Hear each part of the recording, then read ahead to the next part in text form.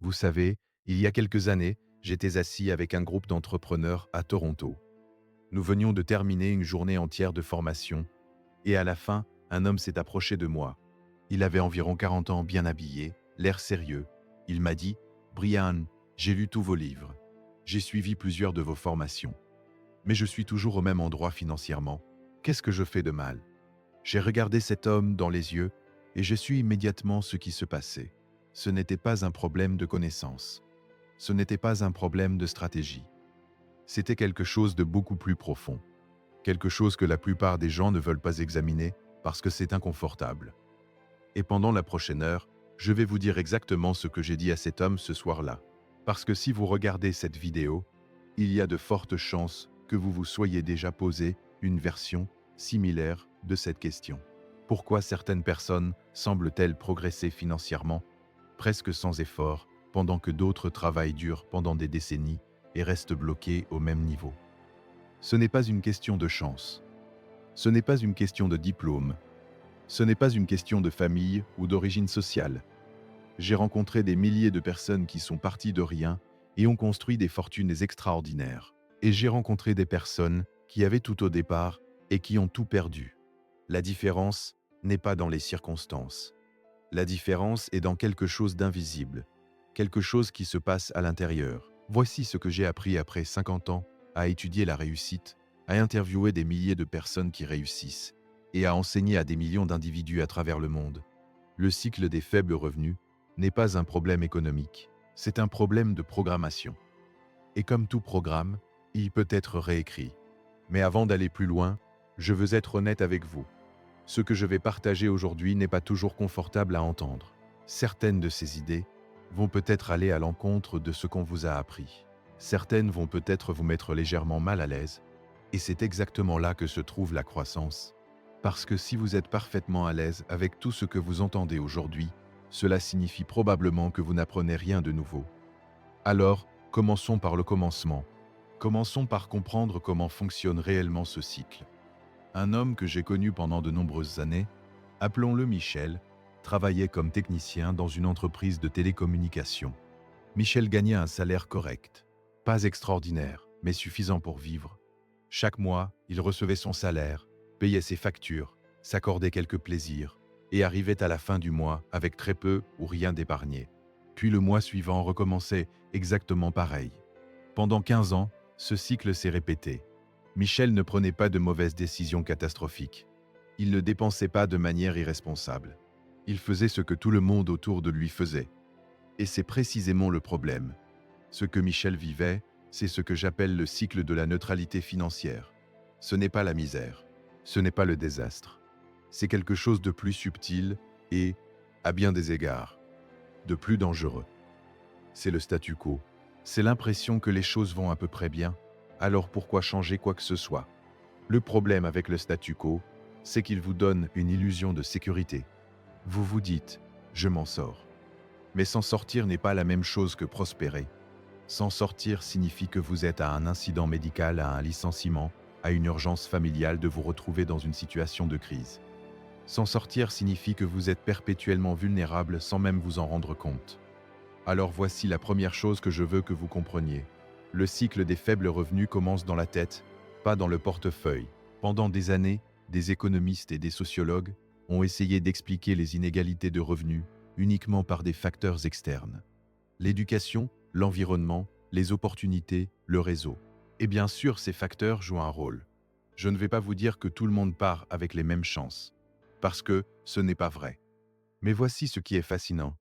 Des études menées sur des personnes qui ont gagné à la loterie montrent que dans la grande majorité des cas, ces personnes retrouvent leur niveau de revenu initial dans les 5 à 7 ans suivant leurs gains. Certaines se retrouvent même dans une situation pire qu'avant. Réfléchissez à ce que cela implique.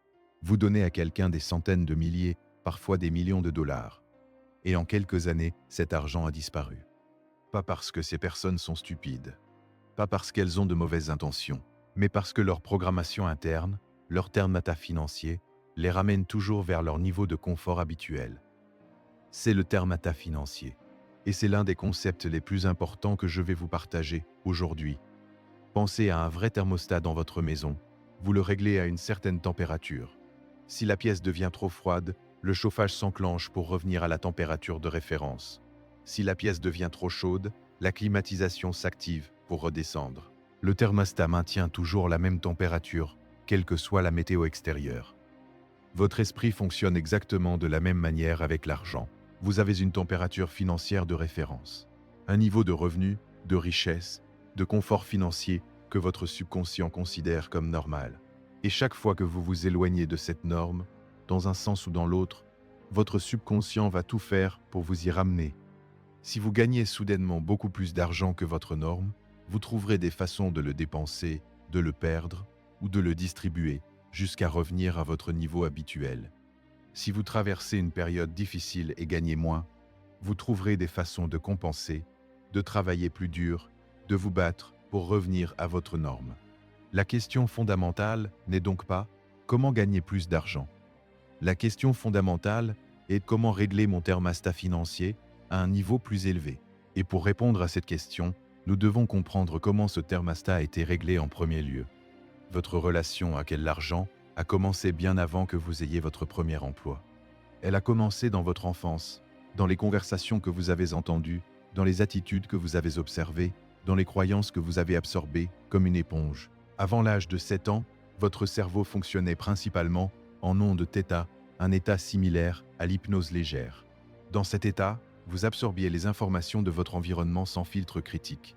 Tout ce que vous voyiez, entendiez et ressentiez autour de l'argent s'est gravé directement dans votre subconscient. Si vous avez grandi dans un foyer où l'on disait régulièrement « l'argent ne pousse pas dans les arbres »,« nous n'avons pas les moyens »,« les riches sont des gens malhonnêtes »,« il faut travailler dur pour gagner sa vie », ces phrases sont devenues vos croyances fondamentales sur l'argent. Et ces croyances, à leur tour, ont façonné vos décisions, vos comportements et finalement vos résultats financiers. Ce n'est pas une critique de vos parents. Ils vous ont transmis ce qu'ils avaient eux-mêmes reçu. C'est un processus intergénérationnel, mais le fait que ce processus soit compréhensible ne signifie pas qu'il est immuable. Vous pouvez changer votre programmation. Et c'est précisément ce dont nous allons parler. Un de mes étudiants, une femme remarquable que j'ai rencontrée lors d'un séminaire à Paris, m'a raconté quelque chose qui m'a profondément touché. Elle m'a dit qu'enfant, chaque fois qu'elle demandait quelque chose à ses parents, la réponse était invariablement « On n'a pas d'argent pour ça ». Elle a grandi avec la conviction profonde que l'argent était quelque chose de rare, de difficile à obtenir, et que demander ou vouloir plus était presque une forme d'impudence. Quand elle a commencé à travailler, elle sous-estimait systématiquement sa valeur. Elle acceptait des salaires inférieurs à ce qu'elle méritait. Elle hésitait à négocier. Elle se sentait presque coupable d'aspirer à gagner davantage. Ce n'est qu'en prenant conscience de cette programmation qu'elle a pu commencer à la changer. Et les résultats ont été spectaculaires. En 2 ans, elle avait plus que doublé ses revenus. Non pas parce que ses compétences avaient radicalement changé, mais parce que sa façon de se percevoir et de percevoir sa valeur avait changé. Voilà ce que je veux que vous reteniez. Vos revenus actuels sont le reflet de votre programmation actuelle, pas de votre potentiel, pas de votre valeur réelle, de votre programmation. Maintenant, parlons de quelque chose que j'appelle la loi du revenu. Cette loi dit simplement ceci. Vous êtes payé en proportion directe de la valeur que vous créez pour les autres, telle que perçue par le marché. Remarquez les mots importants dans cette phrase. Valeur que vous créez pour les autres, pas la valeur que vous pensez créer, pas l'effort que vous fournissez. La valeur réelle que vous apportez dans la vie des autres est telle que perçue par le marché, parce que la perception est tout. Voici une vérité que beaucoup de gens trouvent difficile à accepter. Vous gagnez exactement ce que vous méritez au moment présent, compte tenu de votre niveau actuel de compétences, de connaissances, de réseau et de valeurs perçues. Ce n'est pas une condamnation, c'est une libération. Parce que cela signifie que pour gagner plus, vous n'avez pas besoin de changer le monde extérieur, vous avez besoin d'augmenter votre valeur. Et comment augmente-t-on sa valeur? En développant continuellement ses compétences, ses connaissances et sa capacité à résoudre des problèmes plus importants pour un plus grand nombre de personnes. J'aime utiliser l'analogie de l'arbre fruitier. Un arbre qui produit de beaux fruits abondants ne le fait pas parce qu'il a été chanceux. Il le fait parce qu'il a des racines profondes, un sol riche et qu'il a été nourri et entretenu avec soin. Les fruits sont la conséquence visible d'un travail invisible. Vos revenus sont les fruits. Votre développement personnel, vos compétences, votre mentalité. Ce sont les racines. Trop de gens se concentrent sur les fruits en ignorant les racines. Ils cherchent des raccourcis, des astuces, des stratégies rapides pour gagner plus d'argent. Et parfois ces tactiques fonctionnent temporairement.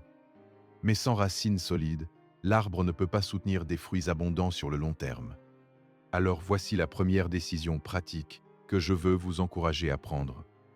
Investissez en vous-même avant d'investir ailleurs. Chaque euro, chaque dollar que vous investissez dans votre développement personnel, dans l'acquisition de nouvelles compétences, dans votre éducation financière, a le potentiel de vous rapporter 10, 20, 100 fois sa valeur initiale. Warren Buffett, l'un des investisseurs les plus accomplis de l'histoire, a dit que le meilleur investissement qu'il ait jamais fait était en lui-même. Pas dans une action, pas dans une entreprise. En lui-même, il a suivi une formation en prise de parole en public quand il était jeune, parce qu'il avait une peur paralysante de parler en public. Cet investissement, selon lui, a multiplié sa valeur de manière exponentielle.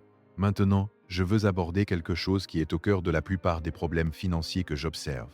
La relation entre le temps et l'argent. Dans notre société, on nous apprend très tôt à vendre notre temps contre de l'argent. C'est le modèle salarial. Vous travaillez un certain nombre d'heures, vous recevez un certain montant en échange. Ce modèle n'est pas mauvais en soi, mais il a une limitation fondamentale. Le temps est une ressource finie. Il y a seulement 24 heures dans une journée. Même si vous travaillez 16 heures par jour, 7 jours par semaine, vous avez atteint la limite physique de ce que vous pouvez produire en échangeant votre temps contre de l'argent. Les personnes qui sortent du cycle des faibles revenus comprennent qu'elles doivent passer d'un modèle de revenus basé sur le temps à un modèle de revenus basé sur la valeur et les systèmes. Voici ce que je veux dire par là. Quand vous créez de la valeur sous une forme qui peut être répliquée, distribuée, ou qui continue de fonctionner même quand vous dormez, vous commencez à briser la corrélation directe entre votre temps et vos revenus. Un auteur qui écrit un livre travaille une fois, mais le livre continue de se vendre pendant des années. Un entrepreneur qui construit un système efficace, dans son entreprise bénéficie des efforts de son équipe même quand il est absent. Un investisseur qui place son argent intelligemment bénéficie du travail de son capital 24 heures sur 24. Je ne vous dis pas que vous devez immédiatement quitter votre emploi et devenir entrepreneur. Ce serait irresponsable de ma part de vous donner un conseil aussi simpliste. Ce que je vous dis, c'est que vous devez commencer à penser à comment créer de la valeur d'une manière qui ne soit pas entièrement limitée par vos heures de travail. Et cela commence par une question simple. Quelles compétences ou connaissances est-ce que je possède qui pourrait aider d'autres personnes? Et comment pourrais-je la partager ou la monétiser d'une manière qui ne dépend pas uniquement de ma présence physique? Permettez-moi de vous raconter l'histoire d'un homme que j'ai rencontré lors d'une conférence à Lyon. Cet homme, appelons-le François, était plombier depuis 20 ans. Excellent dans son métier, mais perpétuellement coincé dans le cycle de l'échange temps contre argent. S'il ne travaillait pas, il ne gagnait pas. S'il était malade, ses revenus s'arrêtaient. Il avait atteint un plafond naturel. Lors de notre conversation, je lui ai posé une question simple. « François, qu'est-ce que vous savez faire mieux que la plupart des gens dans votre domaine ?» Il a réfléchi un moment, puis il m'a dit qu'il avait développé une technique particulièrement efficace pour diagnostiquer les problèmes de plomberie dans les vieilles maisons. Un vrai problème dans les villes historiques européennes. Il pouvait identifier en quelques minutes ce qui prenait des heures à d'autres. Je lui ai dit, et si vous enseignez cette technique à d'autres plombiers, à des propriétaires, à des gestionnaires d'immeubles? Il m'a regardé comme si je lui avais suggéré d'aller sur la Lune. Qui voudrait apprendre ça de moi? A-t-il demandé. C'est exactement ce que je veux dire par la programmation limitante. François avait une connaissance précieuse, une vraie valeur à offrir, mais sa programmation lui disait qu'il n'était qu'un plombier et que ses connaissances n'avaient pas de valeur au-delà de son travail quotidien. 2 ans plus tard, François avait créé une formation en ligne, avait commencé à consulter pour des entreprises de rénovation et avait plus que triplé ses revenus tout en travaillant moins d'heures sur le terrain. La connaissance était là depuis le début. Ce qui a changé, c'est sa perception de sa propre valeur. Voilà un principe fondamental. Tout le monde possède une valeur unique qui peut être monétisée. Le problème n'est généralement pas l'absence de valeur. C'est l'incapacité à reconnaître et à communiquer cette valeur. Maintenant, parlons d'un sujet que je considère comme absolument critique et que très peu de gens comprennent vraiment, la différence entre les actifs et les passifs.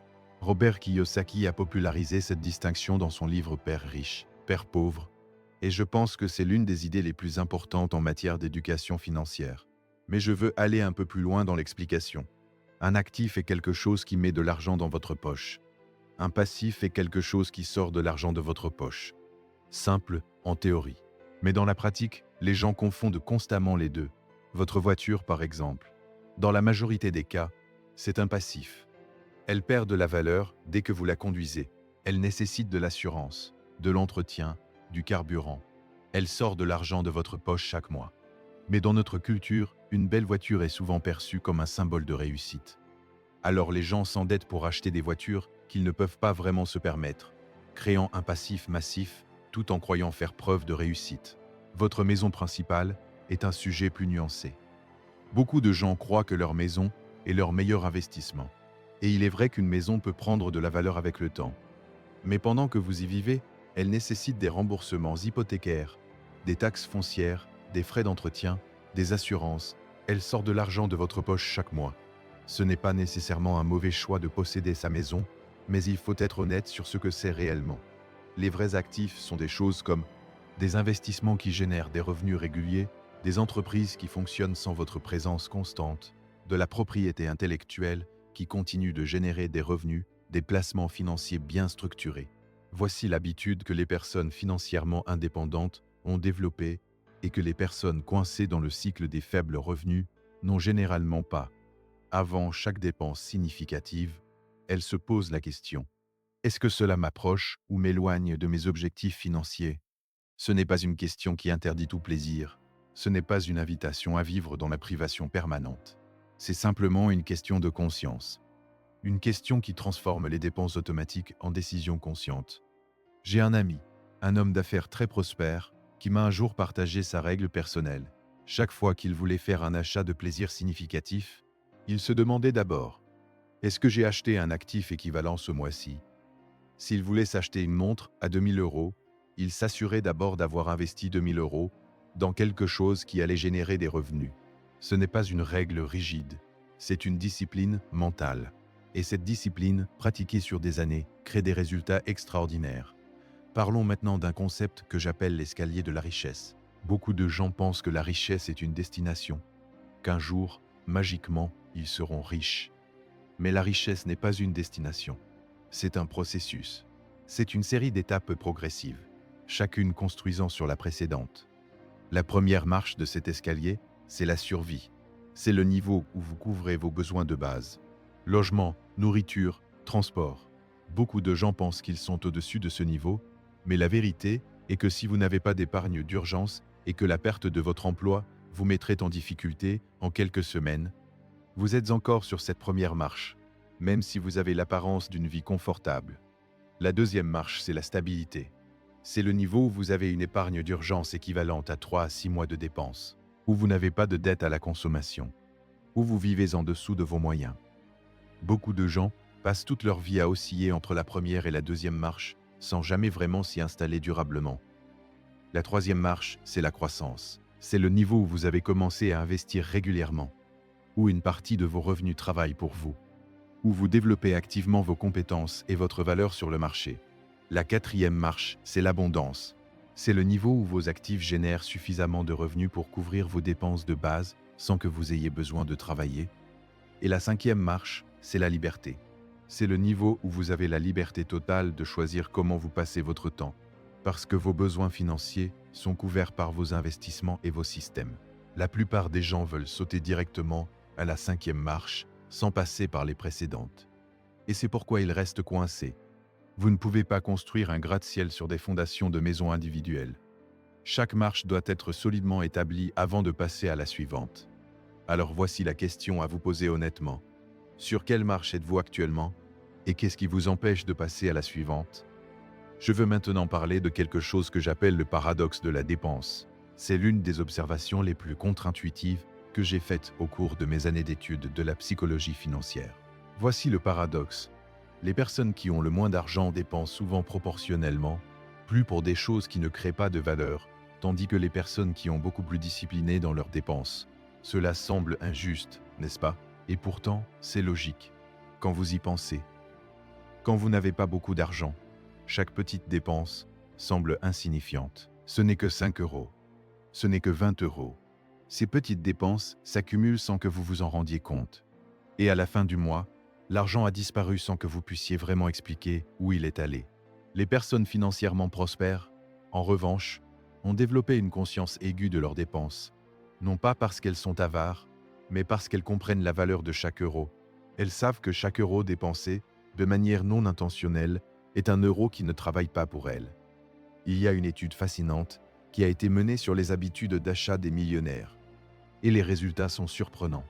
Les millionnaires dits self-made, ceux qui ont construit leur richesse eux-mêmes, plutôt que de l'hériter, sont en moyenne beaucoup plus frugaux dans leurs dépenses quotidiennes que ce que les gens imaginent.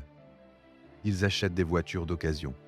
Ils habitent dans des quartiers modestes par rapport à leur niveau de richesse. Ils ne portent pas nécessairement des montres de luxe. Leur richesse est invisible, parce qu'elle est dans leurs actifs, pas dans leurs dépenses ostentatoires. C'est ce que Thomas Stanley a documenté dans son livre « The Millionaire Next Door », le millionnaire d'à côté. Le vrai millionnaire ressemble souvent à votre voisin ordinaire. Pendant que les personnes qui cherchent à paraître riches dépensent tout ce qu'elles gagnent pour maintenir une image, les personnes réellement riches investissent silencieusement et construisent leur patrimoine. Il y a une phrase que j'utilise souvent dans mes formations. Les pauvres achètent des choses. La classe moyenne achète des maisons. Les riches achètent des actifs. Ce n'est pas une règle absolue, mais c'est une tendance que j'ai observée encore et encore. Maintenant, parlons d'un sujet que beaucoup de gens évitent parce qu'il est psychologiquement difficile. La dette. La dette n'est pas intrinsèquement mauvaise. Il existe une bonne dette et une mauvaise dette. La bonne dette est celle que vous contractez pour acquérir un actif qui génère plus de revenus que le coût de la dette. Si vous empruntez à un taux de 3% pour investir dans quelque chose qui vous rapporte 8%, vous avez utilisé la dette intelligemment. C'est ce qu'on appelle l'effet de levier financier. La mauvaise dette est celle que vous contractez pour consommer. Les crédits à la consommation, les dettes de cartes de crédit à taux élevés, les emprunts pour des vacances ou des achats qui perdent immédiatement de la valeur. Ce sont des dettes qui appauvrissent. Elles vous coûtent de l'argent sans vous en rapporter. Et voici la chose vraiment perverse avec la mauvaise dette. Elle crée un cycle auto-renforçant. Vous contractez une dette pour quelque chose que vous voulez maintenant. Vous remboursez cette dette avec intérêt pendant des mois ou des années. Pendant ce temps, votre capacité à épargner et à investir est réduite. Donc la prochaine fois que vous avez besoin d'argent, vous contractez une nouvelle dette. Et le cycle recommence. J'ai travaillé avec une femme, une professeure de lycée très intelligente, qui était coincée dans exactement ce cycle. Elle avait plusieurs cartes de crédit, toutes proches de leurs limites. Chaque mois, elle payait les minimums, ce qui signifiait qu'elle payait principalement des intérêts et remboursait très peu du capital. Elle travaillait essentiellement pour enrichir les banques. Quand nous avons analysé sa situation ensemble, elle a réalisé qu'elle payait plus de 400 € par mois en intérêts. 400 € par mois, en un an, c'est près de 5 000 € qui partaient en fumée, sans lui apporter la moindre valeur. Quand elle a vu ce chiffre noir sur blanc, quelque chose a changé en elle. Nous avons élaboré un plan pour rembourser ses dettes, en commençant par celles avec les taux les plus élevés, tout en maintenant les minimums sur les autres. C'est ce qu'on appelle la méthode avalanche. En 18 mois, elle était complètement libre de ses dettes à la consommation.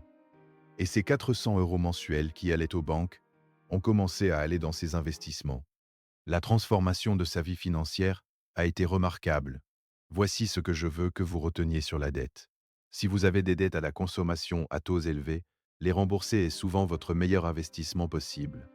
Un remboursement d'une dette à 15% d'intérêt, c'est un rendement garanti de 15%. Vous ne trouverez pas beaucoup d'investissements qui offrent ce genre de rendement garanti. Maintenant, je veux aborder un principe que j'appelle la loi de l'accumulation. C'est l'un des principes les plus puissants et les moins compris en matière de création de richesse. La loi de l'accumulation dit simplement ceci. De grands résultats sont la somme de petites actions cohérentes, répétées sur le temps, rien de révolutionnaire dans cette formulation. Mais les implications pratiques sont profondes. Voici un exemple concret. Si vous économisez et investissez 200 € par mois à partir de l'âge de 25 ans, avec un rendement annuel moyen de 7%, à 65 ans, vous aurez accumulé plus de 500 000 €. 200 € par mois. La plupart des gens dépensent plus que ça en café, en abonnements divers et en petits plaisirs quotidiens. Mais si vous attendez jusqu'à 40 ans pour commencer, Avec les mêmes 200 € par mois et le même rendement, vous n'aurez accumulé qu'environ 160 000 € à 65 ans. La différence n'est pas dans le montant investi. La différence est dans le temps. C'est la puissance des intérêts composés, ce qu'Einstein aurait appelé la huitième merveille du monde. Les intérêts composés fonctionnent dans les deux sens. D'ailleurs, ils peuvent vous enrichir si vous les utilisez intelligemment à travers l'investissement, ou ils peuvent vous appauvrir si vous les subissez à travers des dettes à taux élevés. La même force mathématique, utilisée différemment. Voici ce que la plupart des gens ne comprennent pas sur l'investissement. Vous n'avez pas besoin de beaucoup d'argent pour commencer. Vous avez besoin de commencer maintenant, avec ce que vous avez, parce que le temps est le facteur le plus précieux dans l'équation de l'accumulation et vous ne pouvez pas récupérer le temps perdu. J'entends souvent des gens dire « je commencerai à investir quand j'aurai plus d'argent ».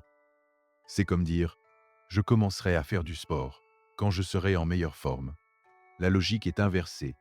Vous commencez maintenant, avec ce que vous avez, et les résultats s'améliorent avec le temps. Permettez-moi de vous parler d'une habitude que j'appelle « c'est payer en premier ». C'est un concept simple, mais transformateur. La plupart des gens ont une approche de l'épargne qui ressemble à ceci. Ils reçoivent leur salaire, paient leurs dépenses, et s'il reste quelque chose à la fin du mois, ils l'épargnent. Mais il reste rarement quelque chose. Les dépenses ont une façon magique de s'adapter à ce qui est disponible. Si vous avez 500 € de plus ce mois-ci, vous trouverez 500 € de choses à dépenser. L'approche inverse, se payer en premier, consiste à décider d'un pourcentage de vos revenus que vous allez épargner et investir avant de faire quoi que ce soit d'autre. Avant de payer les factures, avant d'acheter quoi que ce soit, vous prélevez ce montant dès que vous recevez votre salaire, idéalement de manière automatique, et vous vivez avec ce qui reste. La plupart des experts financiers recommandent de commencer avec 10% de vos revenus. Si cela vous semble impossible, commencez avec 1%, puis augmentez progressivement. L'objectif est de créer l'habitude, pas d'atteindre un chiffre parfait immédiatement. Georges Clason, dans son livre classique « L'homme le plus riche de Babylone », illustre ce principe à travers la parabole d'Arcade, l'homme le plus riche de Babylone. Arcade avait commencé comme simple scribe. Son secret était simple. Sur chaque pièce d'or qu'il gagnait, il en gardait une pour lui-même. 1 sur 10, 10%. Et il ne touchait jamais à cet argent. Il le faisait travailler. Avec le temps, cet argent a généré plus d'argent, qui a généré encore plus d'argent, et Arcade est devenu l'homme le plus riche de sa ville. Ce n'est pas une histoire de génie financier. C'est une histoire de discipline et de cohérence. Ce sont les deux ingrédients les plus importants dans la recette de la richesse. Maintenant, je veux aborder quelque chose qui est peut-être le facteur le plus sous-estimé dans la création de richesse. L'entourage. Jim Rohn, mon mentor, avait l'habitude de dire que vous êtes la moyenne des 5 personnes avec lesquelles vous passez le plus de temps. Quand j'ai entendu cette phrase pour la première fois, elle m'a semblé un peu simpliste, mais plus j'ai étudié la psychologie de la réussite, plus j'ai réalisé à quel point elle est profondément vraie. Votre entourage influence vos croyances, vos habitudes, vos aspirations et vos comportements d'une manière que vous ne percevez souvent pas consciemment. Si vous passez la majorité de votre temps avec des personnes qui se plaignent de leur situation financière, qui croient que le système est truqué contre eux, qui voient la richesse comme quelque chose de honteux ou d'inaccessible, ces attitudes vont progressivement déteindre sur vous, même si vous êtes consciemment en désaccord avec elles. À l'inverse, si vous vous entourez de personnes qui ont une mentalité de croissance, qui parlent d'opportunités plutôt que d'obstacles, qui investissent dans leur développement personnel, qui prennent des risques calculés, ces attitudes vont également déteindre sur vous. Vous allez commencer à voir des possibilités là où vous ne voyez que des problèmes. Vous allez commencer à poser des questions différentes. Vous allez commencer à prendre des décisions différentes. Je ne vous dis pas de couper tous les liens avec vos amis et votre famille actuelle. Je vous dis d'être conscient de l'influence que votre entourage a sur vous et de chercher activement à vous connecter avec des personnes qui ont la mentalité et les résultats que vous aspirez à avoir. Comment faire cela concrètement? Rejoignez des groupes d'investisseurs. Participez à des séminaires et des conférences dans votre domaine. Lisez les biographies et les autobiographies de personnes que vous admirez. Trouvez un mentor, quelqu'un qui a déjà accompli ce que vous voulez accomplir et qui peut vous guider. Dans l'environnement numérique d'aujourd'hui, vous pouvez vous exposer aux idées et aux mentalités des personnes les plus prospères du monde, sans même les rencontrer physiquement. Il y a une pratique que je recommande depuis des années et qui a transformé la vie de nombreuses personnes. Lisez au moins 30 minutes par jour dans votre domaine de développement. 30 minutes par jour, c'est environ 18 livres par an. En 5 ans, vous aurez lu 90 livres dans votre domaine. Pensez-vous que quelqu'un qui a lu 90 livres sur la finance, l'entrepreneuriat, l'investissement et le développement personnel sera dans une meilleure position que quelqu'un qui n'en a lu aucun? La réponse est évidente. Les leaders sont des lecteurs. C'est une observation que j'ai faite encore et encore au cours de ma carrière.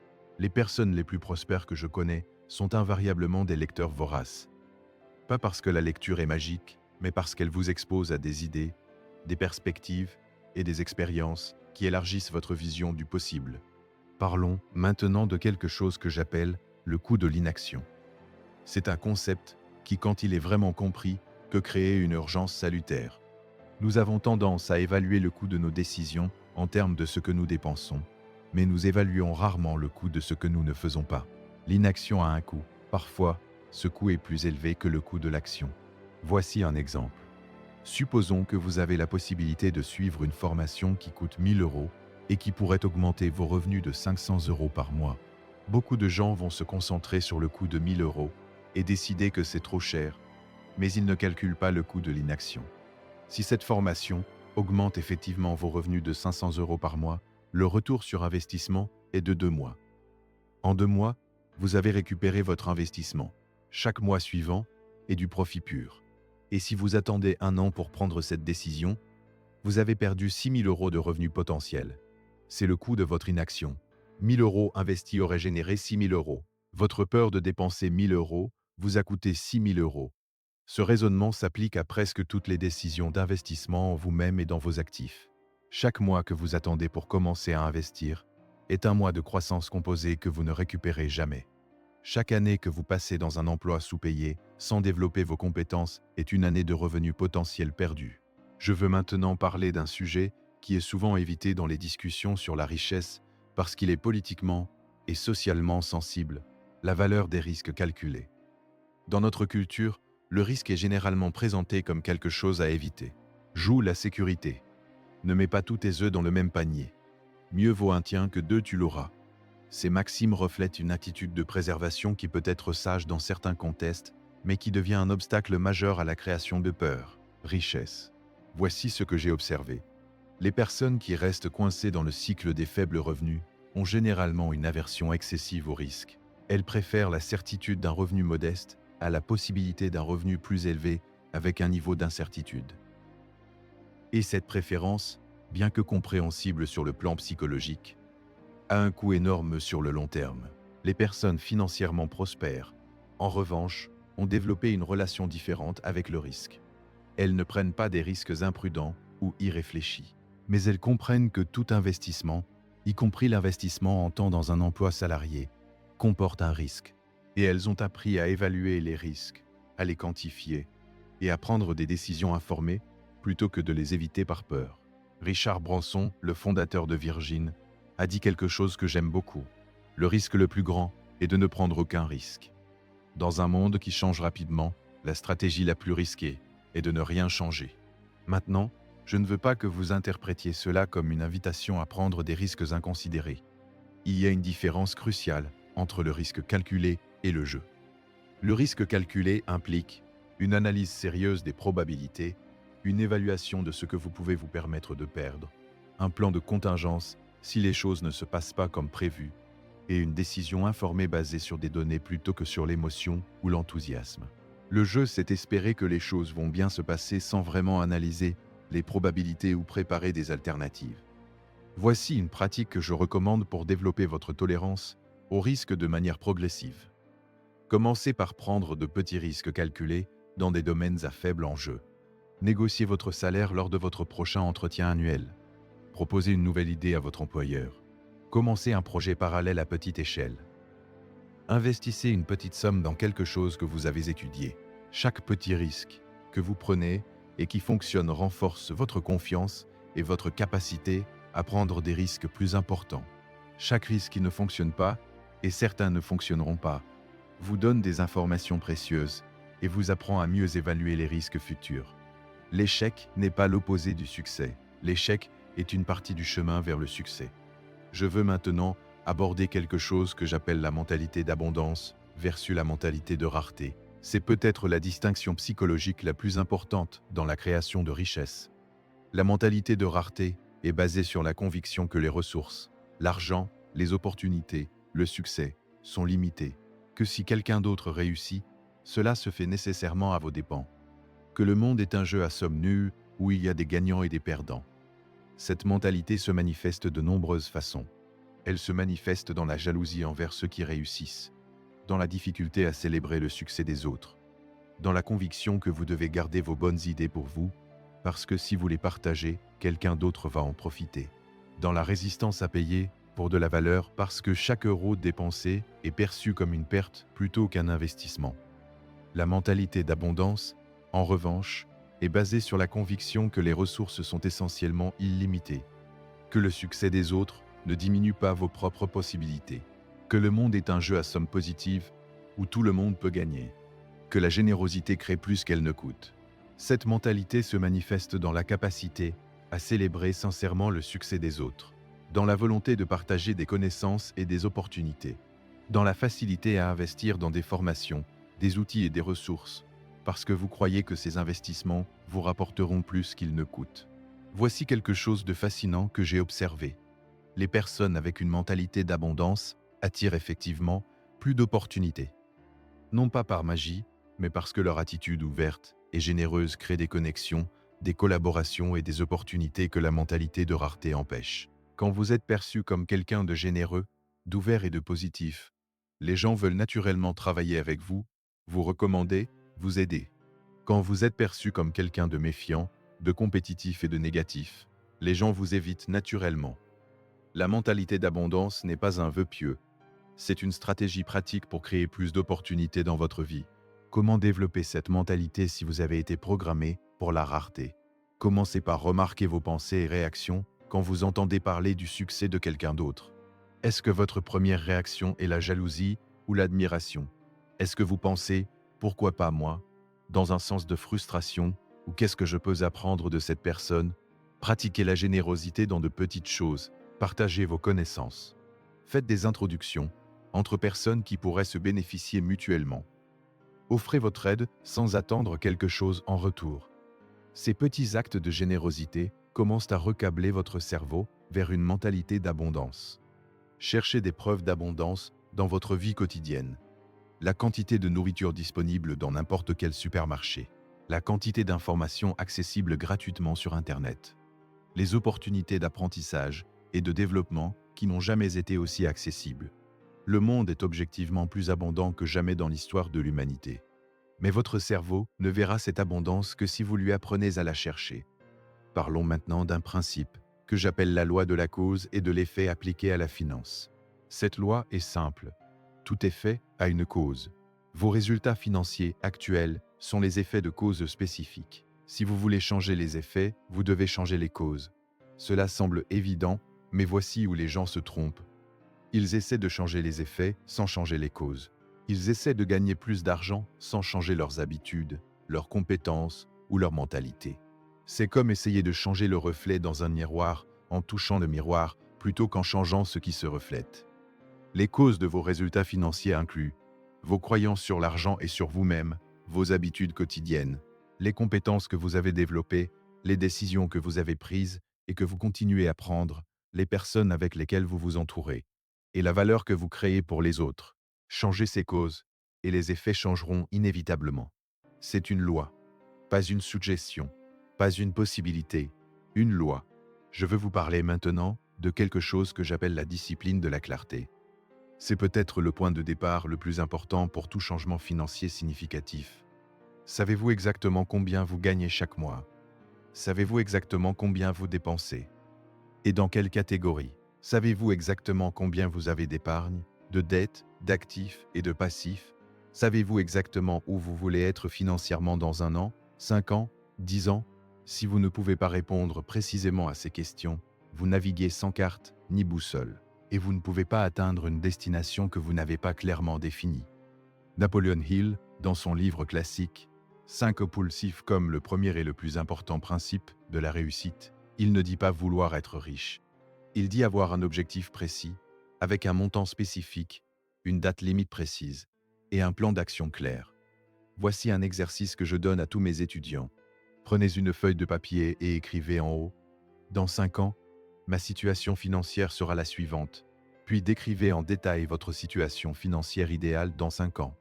Votre niveau de revenu, votre patrimoine net, vos sources de revenus, votre niveau de dette, votre style de vie. Soyez précis. Pas « je veux être riche », mais « je veux avoir un patrimoine net de X euros, générer X euros de revenus passifs par mois et avoir remboursé toutes mes dettes ». Puis demandez-vous, si cette situation était réelle dans 5 ans, qu'est-ce que j'aurais dû faire différemment il y a 5 ans?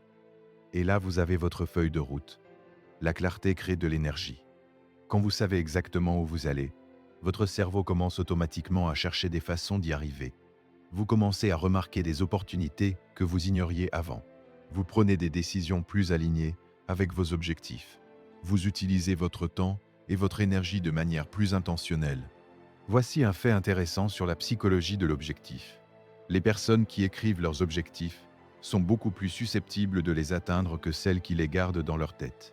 Une étude de l'Université dominicaine de Californie a montré que les personnes qui écrivent leurs objectifs sont 42% plus susceptibles de les atteindre. 42% juste en les écrivant. Pourquoi?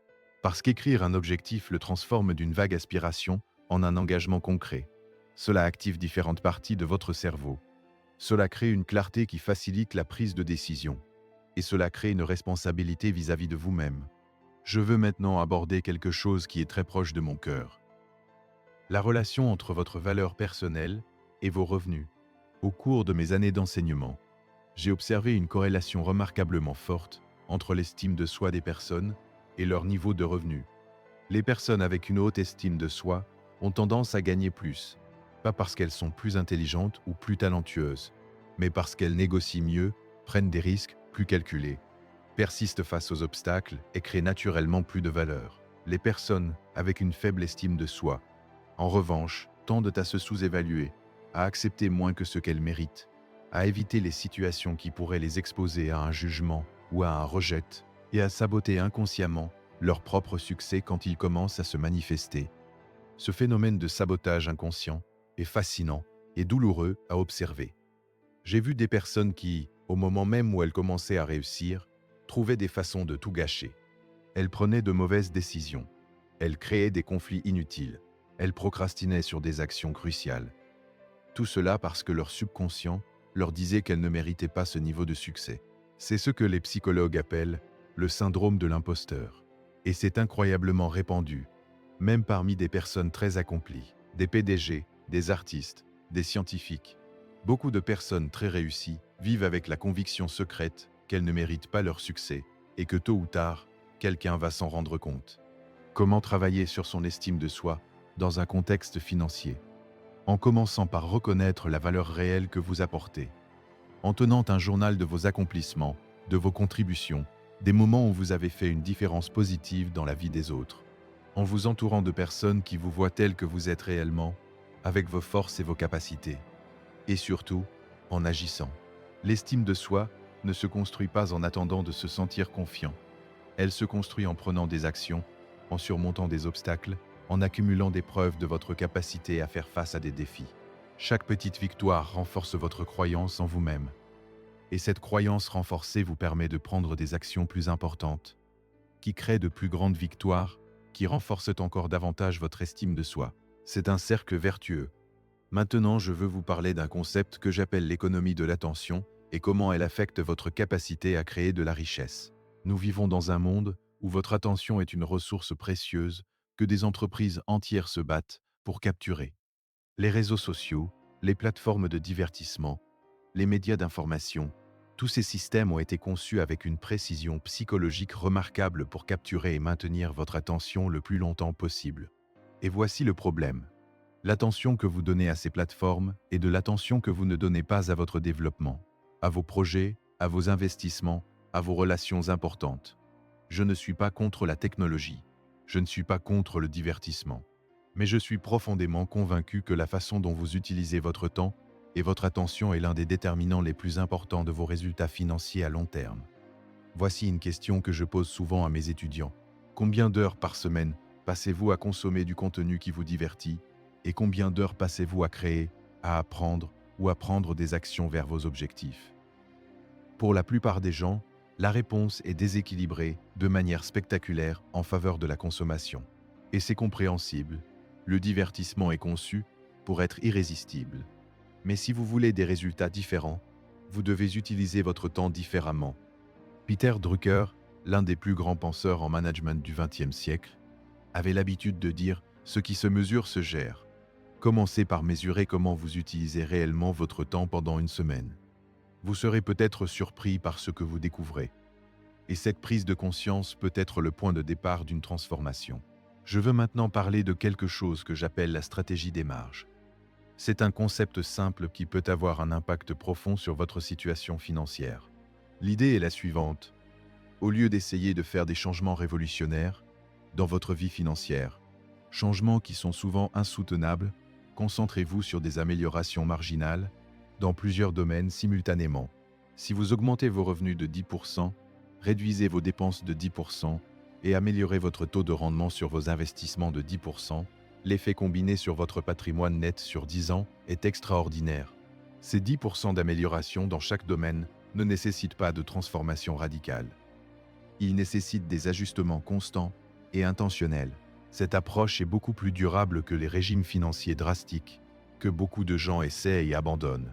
Tout comme un régime alimentaire draconien est difficile à maintenir et conduit souvent à l'effet yo-yo, une approche financière trop restrictive crée une tension psychologique qui finit généralement par un retour aux anciennes habitudes. Les petites améliorations constantes, en revanche, s'accumulent au fil du temps de manière presque imperceptible, au quotidien, mais spectaculaire sur le long terme. C'est la magie de l'amélioration continue, ce que les Japonais appellent le kaizen. Permettez-moi de vous partager maintenant quelque chose qui m'a été enseigné très tôt dans ma carrière et qui a profondément influencé ma trajectoire. Mon premier mentor dans les affaires, un homme d'une sagesse remarquable, m'a dit un jour « Brian, il y a une différence fondamentale entre les gens qui réussissent et les autres. Les gens qui réussissent font les choses que les gens qui échouent ne veulent pas faire. » À l'époque, cette phrase m'a semblé un peu dure, mais avec le temps, j'ai réalisé qu'elle contenait une vérité profonde. La discipline de faire ce qui est nécessaire, même quand vous n'en avez pas envie, même quand c'est difficile, même quand il n'y a personne pour vous surveiller. C'est cette discipline qui sépare ceux qui progressent de ceux qui stagnent. La discipline n'est pas une punition. La discipline est la liberté. Parce que la discipline dans vos habitudes financières aujourd'hui vous donne la liberté financière demain. La discipline dans votre développement personnel aujourd'hui vous donne la liberté de choisir comment vous passez votre temps demain. Et voici quelque chose d'important à comprendre sur la discipline. Elle n'est pas infinie. Votre volonté est une ressource limitée qui se dépense au cours de la journée. C'est pourquoi les décisions importantes doivent être prises le matin, quand votre réserve de volonté est pleine, et c'est pourquoi les habitudes sont si précieuses. Une habitude, une fois bien établie, ne consomme presque pas de volonté, elle se fait automatiquement. C'est pour cela que vous devez transformer vos comportements financiers positifs en habitudes aussi rapidement que possible. L'épargne thématique, l'investissement régulier, la lecture quotidienne, la planification hebdomadaire de vos finances. Transformez ces actions en routine automatique et elles ne demanderont plus d'efforts conscients. William James, le père de la psychologie américaine, a dit « Toute notre vie, dans la mesure où elle a une forme définitive, n'est qu'une masse d'habitudes. Si vous voulez changer votre vie financière, commencez par changer vos habitudes financières. » Permettez-moi maintenant d'aborder quelque chose qui est souvent négligé dans les discussions sur la richesse. La santé. Votre santé physique et mentale est votre actif le plus précieux. Pas votre autre actif. Votre santé.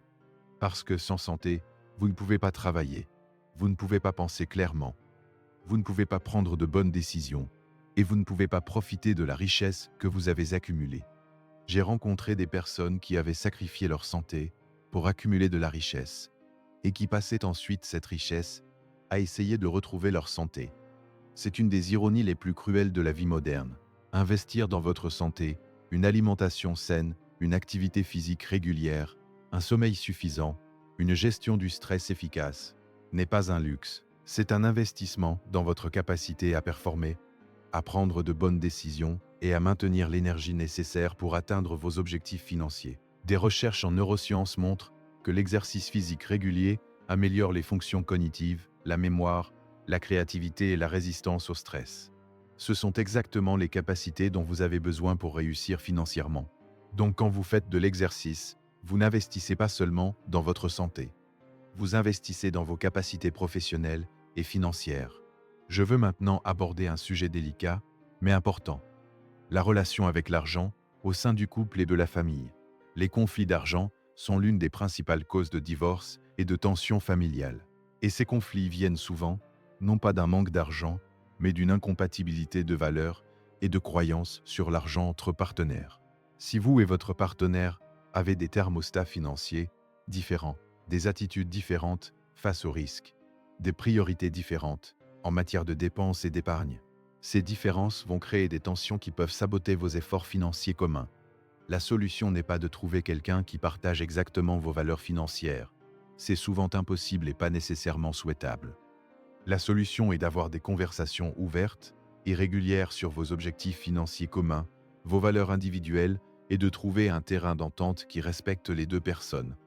Des réunions financières régulières en couple, une fois par mois, par exemple, où vous examinez votre situation ensemble. Discutez de vos progrès vers vos objectifs et prenez des décisions importantes ensemble, peuvent transformer une source de conflit en une source de cohésion et de motivation mutuelle. Permettez-moi maintenant de vous parler de quelque chose que j'appelle le principe du service. C'est peut-être le principe le plus profond et le plus contre-intuitif de tous ceux que je vais partager aujourd'hui. Voici ce que j'ai observé. Les personnes qui se concentrent principalement sur combien elles peuvent gagner tendent à gagner moins que celles qui se concentrent principalement sur combien de valeur elles peuvent créer pour les autres. C'est paradoxal, mais c'est cohérent avec la loi du revenu que j'ai mentionnée plus tôt. Vous êtes payé en proportion directe de la valeur que vous créez pour les autres. Donc plus vous vous concentrez sur la valeur que vous créez, plus vous serez naturellement rémunéré. Les meilleurs entrepreneurs que j'ai rencontrés ne pensent pas d'abord à leur profit. Ils pensent d'abord à quels problèmes ils peuvent résoudre, à quelles douleurs ils peuvent soulager, à quelle vie ils peuvent s'améliorer. Les profits sont la conséquence naturelle de la valeur créée. Et cela s'applique aussi à l'emploi salarié. Les employés qui progressent le plus rapidement ne sont pas nécessairement les plus diplômés ou les plus intelligents. Ce sont ceux qui se demandent constamment « Comment puis-je apporter plus de valeur à mon employeur, à mes clients, à mon équipe ?» Cette orientation vers le service crée naturellement de la visibilité, de la reconnaissance et des opportunités d'avancement. Henry Ford a dit quelque chose de remarquable. Ce n'est pas l'employeur qui paie les salaires. Les employeurs ne font que gérer l'argent. C'est le client qui paie les salaires. Cette perspective change complètement la façon dont on pense à son travail. Vous n'êtes pas là pour satisfaire votre employeur. Vous êtes là pour créer de la valeur pour les clients. Et votre employeur vous rémunère pour cela. Maintenant, je veux aborder quelque chose qui est fondamental pour sortir du cycle des faibles revenus. La capacité à différer la gratification. Des études psychologiques célèbres, notamment le test du marshmallow de Walter Mischel, ont montré que la capacité à différer la gratification dans l'enfance est l'un des prédicteurs les plus fiables du succès à long terme. Les enfants qui pouvaient attendre pour avoir 2 marshmallows plutôt que d'en manger un immédiatement tendaient à avoir de meilleurs résultats scolaires, professionnels et financiers des décennies plus tard. Pourquoi ? Parce que la capacité à différer la gratification est au cœur de presque toutes les décisions financières intelligentes. Épargner plutôt que dépenser maintenant. Investir plutôt que consommer. Développer ses compétences plutôt que de chercher des raccourcis. Construire une entreprise plutôt que de chercher un emploi immédiatement. Dans notre culture de la gratification instantanée, où vous pouvez avoir presque n'importe quoi livré chez vous en quelques heures, où le divertissement est disponible à la demande 24 heures sur 24, cette capacité à différer la gratification est devenue de plus en plus rare et de plus en plus précieuse. La bonne nouvelle, c'est que la capacité à différer la gratification n'est pas fixe. Elle peut être développée comme un muscle. Chaque fois que vous résistez à une dépense impulsive, chaque fois que vous choisissez l'investissement à long terme plutôt que le plaisir immédiat, vous renforcez ce muscle. Commencez par de petites choses. Attendez 24 heures avant de faire tout achat non planifié de plus de 50 euros. vous découvrirez que la majorité de ces achats semblent beaucoup moins urgents après 24 heures. Cette simple règle peut vous faire économiser des centaines d'euros par mois. Je veux maintenant vous parler de quelque chose que j'appelle la stratégie du flux de revenus multiples. C'est l'une des stratégies les plus importantes pour créer une vraie sécurité financière. Voici une réalité inconfortable. Si vous n'avez qu'une seule source de revenus, vous êtes vulnérable. Peu importe à quel point cette source de revenus semble stable, les emplois peuvent disparaître, les entreprises peuvent faire faillite, les industries peuvent être perturbées par la technologie. La crise de 2008, la pandémie de 2020, ces événements ont rappelé brutalement à des millions de personnes à quel point une seule source de revenus peut être fragile. Les personnes financièrement résilientes ont développé plusieurs flux de revenus, certains actifs, d'autres passifs, certains liés à leur travail principal, d'autres complètement indépendants. Maintenant, je ne vous dis pas de tout faire en même temps.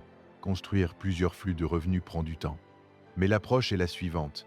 Commencez par sécuriser et optimiser votre flux de revenus principal. Puis, progressivement, construisez des flux secondaires. Un investissement immobilier locatif, des dividendes d'un portefeuille d'actions, une activité de conseil ou de formation dans votre domaine d'expertise, un produit numérique, une participation dans une petite entreprise. Chaque nouveau flux de revenus que vous créez réduit votre vulnérabilité et augmente votre liberté. Avec 2 flux de revenus, vous pouvez survivre à la perte d'un. Avec 5 flux de revenus, vous avez une vraie résilience financière. Warren Buffett a dit « Ne jamais dépendre d'un seul revenu ». Faites des investissements pour créer une deuxième source. C'est un conseil simple mais profond. Je veux maintenant vous parler de quelque chose que j'appelle la psychologie de la richesse visible versus la richesse réelle. C'est un piège dans lequel tombent énormément de gens, surtout dans notre culture des réseaux sociaux. La richesse visible, c'est ce que vous montrez. La belle voiture, les vacances luxueuses, les vêtements de marque, le restaurant gastronomique. Ces choses peuvent être des signes de richesse réelle ou elles peuvent être des façades maintenues à grands coûts financiers. La richesse réelle, c'est ce que vous possédez, votre patrimoine net, vos actifs, votre liberté financière. Et souvent, les personnes avec le plus de richesse visible ont le moins de richesse réelle, parce qu'elles dépensent tout ce qu'elles gagnent, et parfois plus, pour maintenir cette image. Il y a une pression sociale énorme, amplifiée par les réseaux sociaux, pour paraître prospère. Et cette pression pousse beaucoup de gens à prendre des décisions financières désastreuses pour maintenir une image. Ils achètent des voitures qu'ils ne peuvent pas se permettre. Ils partent en vacances financées par des dettes. Ils vivent dans des maisons trop grandes pour leur budget. Et pendant ce temps, ils ne construisent pas de richesse réelle. Ils construisent une image. Je ne vous dis pas de vivre comme un moine. Je ne vous dis pas que vous ne devez pas profiter de votre argent. Mais je vous invite à vous poser cette question. Est-ce que je dépense pour moi parce que cela m'apporte vraiment de la joie et de la satisfaction? Ou est-ce que je dépense pour les autres, pour maintenir une image ou répondre à des attentes sociales? Cette question peut révéler beaucoup sur vos motivations profondes et sur la façon dont vous utilisez votre argent. Permettez-moi maintenant de vous parler de l'importance de la planification fiscale. C'est un domaine que beaucoup de gens ignorent parce qu'il semble complexe et réservé aux riches. Mais en réalité, la planification fiscale intelligente est accessible à tout le monde et peut avoir un impact significatif sur votre situation financière. Je ne vais pas vous donner des conseils fiscaux spécifiques. Vous devriez consulter un professionnel qualifié pour cela. Mais voici le principe fondamental. Payer trop d'impôts n'est pas une vertu. L'optimisation fiscale légale est une responsabilité financière. Les personnes financièrement éduquées comprennent les avantages fiscaux disponibles dans leur pays, les plans d'épargne retraite, les investissements défiscalisés, les déductions légitimes, et les utilisent pleinement. Chaque euro d'impôt légalement économisé est un euro qui peut être investi et faire travailler pour vous. Cela nécessite de l'éducation et souvent l'aide de professionnels. Mais l'investissement dans un bon comptable ou conseiller fiscal peut se rentabiliser de manière spectaculaire. Je veux maintenant aborder quelque chose qui est profondément lié à tout ce dont nous avons parlé. La vision à long terme. L'une des caractéristiques les plus distinctives des personnes financièrement prospères est leur capacité à penser à long terme. Elles peuvent différer la satisfaction présente pour des bénéfices futurs. Elles prennent des décisions en pensant à leurs effets dans 5, 10, 20 ans, pas seulement dans les prochaines semaines. Edward Banfield, un économiste de Harvard, a passé des décennies à étudier les causes de la mobilité sociale ascendante. Sa conclusion, publiée dans son livre « Dionavenlicity », était que la variable la plus importante dans la réussite économique n'était pas l'intelligence, ni l'éducation, ni les ressources disponibles. C'était ce qu'il appelait l'orientation temporelle, la capacité à prendre des décisions en pensant à leurs effets à long terme. Les personnes avec une orientation temporelle longue font des sacrifices dans le présent pour des bénéfices futurs. Elles investissent dans leur éducation, même si les bénéfices ne sont pas immédiats. Elles épargnent même si la gratification de la dépense serait immédiate. Elles construisent des relations et des réputations sur le long terme plutôt que de chercher des gains rapides à court terme. Les personnes avec une orientation temporelle courte, en revanche, prennent des décisions basées presque exclusivement sur les conséquences immédiates. Elles veulent la satisfaction maintenant. Elles voient les sacrifices présents comme des pertes, pas comme des investissements. Cette différence d'orientation temporelle, selon Banfield, explique une grande partie des inégalités économiques. Et la bonne nouvelle, c'est qu'elle peut être développée en pratiquant la pensée à long terme, en vous demandant régulièrement quelle sera la conséquence de cette décision dans 5 ans, en créant des objectifs à long terme clairs qui donnent un sens à vos sacrifices présents. Voici quelque chose que j'ai appris d'un homme extraordinairement sage que j'ai rencontré au début de ma carrière. Il m'a dit « Brian, si tu veux savoir où tu seras dans 5 ans, regarde ce que tu lis, ce que tu écoutes, ce que tu manges et avec qui tu passes ton temps. Ces 4 éléments, vos inputs intellectuels, votre développement personnel, votre santé physique et votre entourage sont les déterminants les plus puissants de votre trajectoire de vie. Maintenant, je veux vous parler de quelque chose qui est peut-être la leçon la plus importante que j'ai apprise sur la richesse au cours de ma vie. Et c'est quelque chose que je n'aurais pas pu comprendre dans ma jeunesse. La richesse n'est pas une fin en soi. La richesse est un moyen d'avoir plus de liberté, plus d'options, plus de capacité à contribuer, plus de temps pour les choses et les personnes qui comptent vraiment. J'ai rencontré des personnes très riches qui étaient profondément malheureuses et j'ai rencontré des personnes avec des moyens modestes qui vivaient des vies extraordinairement riches de sens, de connexion et de joie. La richesse financière amplifie ce que vous êtes. Si vous êtes généreux, la richesse vous permet d'être encore plus généreux. Si vous êtes anxieux, la richesse peut amplifier votre anxiété. Si vous n'avez pas de sens dans votre vie, la richesse ne vous en donnera pas. C'est pourquoi la question « Pourquoi voulez-vous être riche ?» est aussi importante que comment devenir riche. Si votre pourquoi est clair et profond, si vous voulez la liberté financière pour passer plus de temps avec vos enfants, pour avoir l'impact que vous voulez avoir dans le monde, pour ne plus jamais avoir à vous soucier de l'argent, ce pourquoi sera votre carburant dans les moments difficiles. Sans un pourquoi profond, la discipline financière est difficile à maintenir. Parce qu'il y aura toujours des moments où la tentation de dépenser, de ne pas épargner, de ne pas investir sera forte. Et dans ces moments, c'est votre pourquoi qui vous maintiendra sur la bonne voie.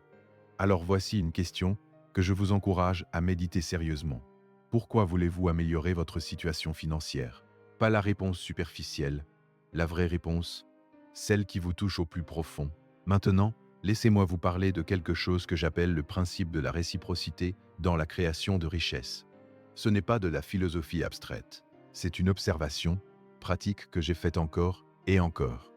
Les personnes qui donnent généreusement de leur temps, de leurs connaissances, de leurs ressources, tendent à recevoir plus en retour que celles qui gardent tout pour elles. Non pas parce que l'univers récompense la générosité de manière mystique, mais parce que la générosité crée des relations, des connexions et une réputation qui génèrent naturellement des opportunités. Quand vous aidez quelqu'un sincèrement, sans attendre quelque chose en retour, vous créez un sentiment de réciprocité chez cette personne. Elle voudra naturellement vous aider en retour. Elle vous recommandera à d'autres. Elle pensera à vous quand une opportunité se présentera. Les réseaux des personnes prospères sont généralement des réseaux de personnes qui se sont mutuellement aidées et soutenues au fil du temps. Ces réseaux ne se construisent pas en cherchant à extraire de la valeur des autres. Ils se construisent en créant de la valeur pour les autres. Voici une pratique concrète. Chaque semaine, identifiez une personne dans votre réseau à qui vous pourriez apporter de la valeur sans rien attendre en retour. Faites une introduction utile.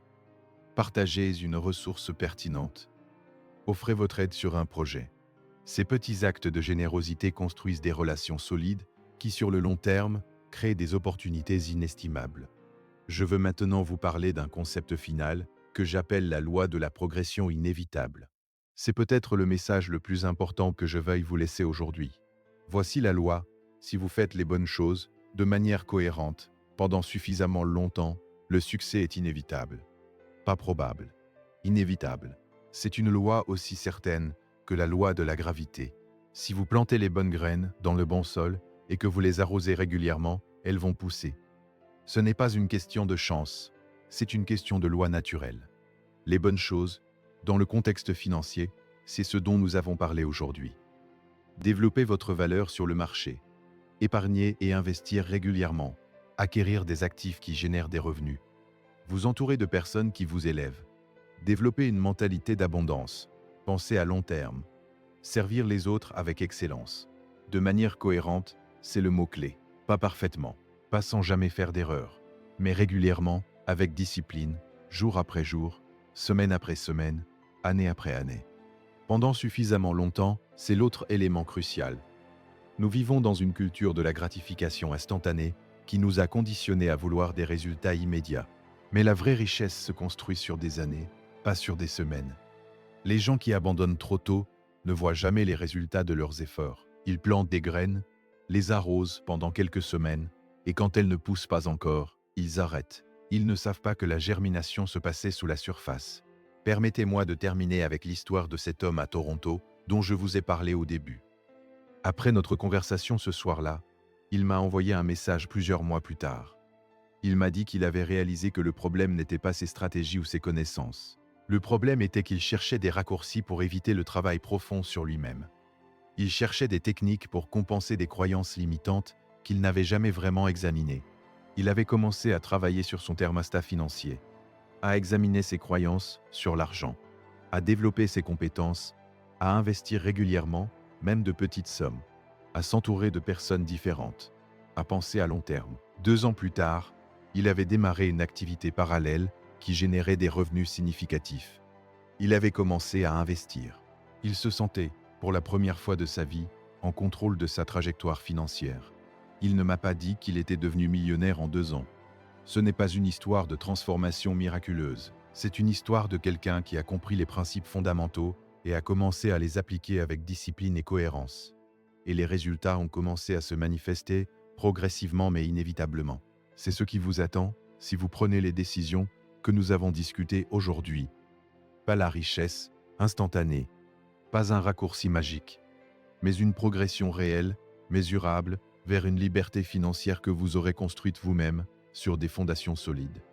Voici ce que je veux que vous fassiez maintenant, avant que cette vidéo soit terminée, avant que vous passiez à autre chose. Prenez un moment, posez-vous 2 questions. Première question: quelle est la croyance limitante sur l'argent que j'ai identifiée aujourd'hui qui me retient le plus? Deuxième question: quelle est la première action concrète que je peux prendre dans les prochaines 24 heures pour commencer à changer ma trajectoire financière? Ce n'est pas une action parfaite que je vous demande, c'est une première action. Parce que l'action crée de l'élan, et l'élan crée des résultats. Et les résultats renforcent la motivation pour continuer. Vous avez tout ce qu'il faut pour commencer. Vous avez les principes, vous avez la compréhension. La seule chose qui manque, c'est la décision. La décision de prendre votre situation financière en main, de ne plus accepter le cycle des faibles revenus comme une fatalité, de commencer aujourd'hui à construire la vie financière que vous méritez. Et je veux que vous sachiez quelque chose.